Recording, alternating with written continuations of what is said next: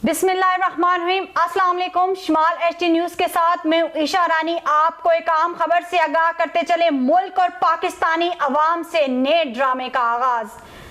Peoples party के chairman Bilawal Bhutto ने media से बात करते हुए कहा कि आप सियासतदान कोई हल्का बंदियों और कोई मौसम ठंडा होने की बात कर रहा है, जबकि पीपल्स पार्टी इलेक्शन के लिए तैयार है। हम चाहते हैं कि जल्द से जल्द इलेक्शन हो। पुराने इत्तेहादी इलेक्शन का डिले चाहते हैं और ये आइन के खिलाफ है। याद रहे कि हल्का बंदियां कराने के लिए पीडीएम की सारी जमातों ने पीपल्स पार्टी समेत दस्तखत किए थे और अब मुखालफत कर रहे हैं। जराये के मुताबिक अवाम की आंखों में धूल झोंक रहे हैं, वोट लेने के लिए आपस में लड़ने का ड्रामा कर रहे हैं। आपको एक बार फिर बताते चले, मुल्क और पाकिस्तानी अवाम से नए ड्रामे का आगाज।